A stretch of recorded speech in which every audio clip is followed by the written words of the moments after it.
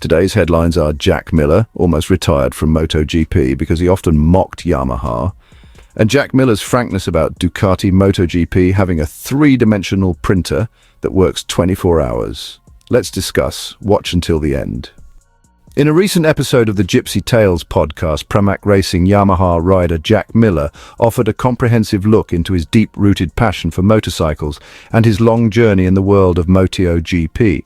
During the second hour of the nearly three-hour conversation, Miller turned the spotlight on Ducati, praising the Italian manufacturer's relentless commitment to innovation and performance.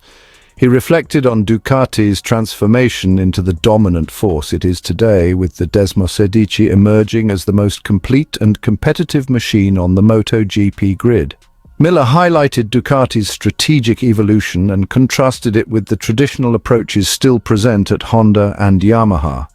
While acknowledging the legacy and hard work of the two Japanese giants, he pointed out the urgency for both manufacturers to adapt to the ever-accelerating demands of modern MotoGP development.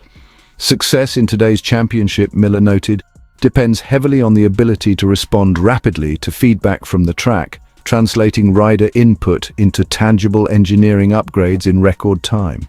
One striking example Miller shared was Ducati's innovative use of a three-dimensional printer mounted on a truck that follows the team throughout the European leg of the championship. This mobile unit runs non-stop, producing crucial carbon and plastic components such as aerodynamic winglets, cable holders, and mounts for new sensors.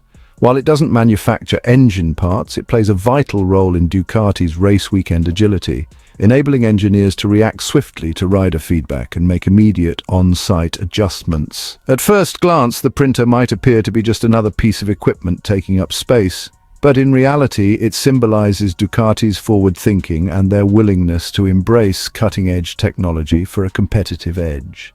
It's fascinating to think about how the world of MotoGP, often seen through the lens of roaring engines and high-speed drama, also thrives on the quiet hum of a three-dimensional printer tucked away in the paddock.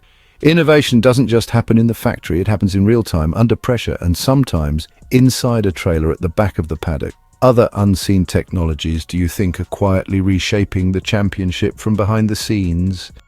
After a turbulent and emotionally draining stint with KTM, Jack Miller has managed to reinvent himself in the 2025 MotoGP season, emerging as a surprising force aboard the Yamaha YZR M1. His move to Pramac Racing, a team recently acquired by Yamaha to serve as its satellite outfit, proved to be the spark that reignited the fire in the Australian rider. Against the odds, Miller not only adjusted swiftly to the new machinery but also outperformed expectations, quickly becoming Yamaha's top representative in the opening three races of the season. His consistent presence in the points and his ability to extract competitive pace from the YZR M1 have made him a pivotal figure in Yamaha's rebuilding efforts. Yet the current highs of Miller's journey contrast sharply with the career-threatening uncertainty he faced just a few months earlier.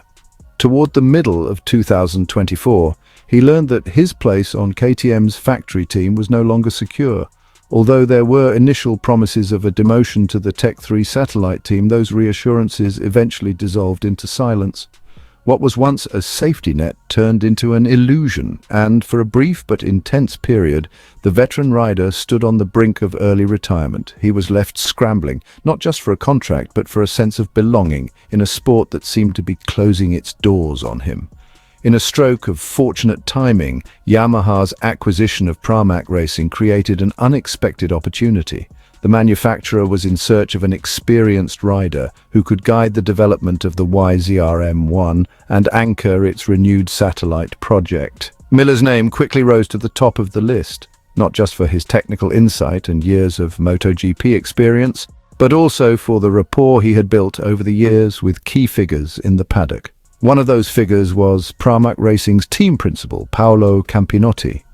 Their relationship, forged through mutual respect and a shared racing philosophy, played a crucial role in Miller's return to competitiveness. This blend of personal loyalty and professional necessity became the bridge that carried Miller from the verge of obscurity back into the spotlight. What could have been the final chapter of his MotoGP story instead transformed into a compelling new beginning. Riding with confidence and purpose, he has not only repaid the faith placed in him, but has also become an inspiration for resilience in the unforgiving world of premier-class motorcycle racing. For fans who have followed Miller's journey since his early days, this revival is more than just a comeback. It's a testament to perseverance in the face of doubt and disappointment. What are your thoughts on Miller's unexpected resurgence? Do you think his presence can help Yamaha return to title contention? Let's discuss how experienced riders like Miller can shape the future of MotoGP, both on and off the track. Being a MotoGP rider is far more than a career. It's a lifelong commitment that demands total dedication, physically, mentally, and emotionally. Beyond the thrill of racing lies a grueling lifestyle defined by discipline and sacrifice. Riders spend countless hours training in the gym, undergoing rehabilitation, refining technique, and chasing even the smallest performance gains. Every aspect of life revolves around staying competitive. There are no real breaks, only days that demand a different kind of effort. The sport consumes not just time, but identity. Many riders begin their journey in early adolescence, dedicating themselves entirely to the dream of making it to MotoGP. In doing so, they often sacrifice education, family life, and a conventional career path. Years are spent moving from country to country, far from home, chasing opportunities on unfamiliar tracks with uncertain futures. For some, especially those from distant nations like Australia, this means growing up on the other side of the world with little stability. The world sees the podiums and the celebrations, but rarely sees the isolation, the missed milestones, and the weight of a single dream that leaves no room for alternatives. While MotoGP has made great strides in safety and has fostered a stronger sense of camaraderie among riders, there is still work to be done when it comes to long-term rider welfare, especially financial security. The reality is that every race weekend carries serious risk. The physical toll is immense, and injuries can alter a rider's body and life forever. Riders push themselves to the limit, not only for their own pride, but to entertain millions across the globe. For a job that demands so much and gives so little guarantee of a future, fair compensation is not just appropriate, it is essential. As MotoGP continues to expand in visibility and profitability, it must also evolve in how it values and protects its riders. A life spent entertaining, inspiring, and risking everything on the track should be met with more than applause. It should come with the assurance that once the helmet is off for good, there is a life waiting.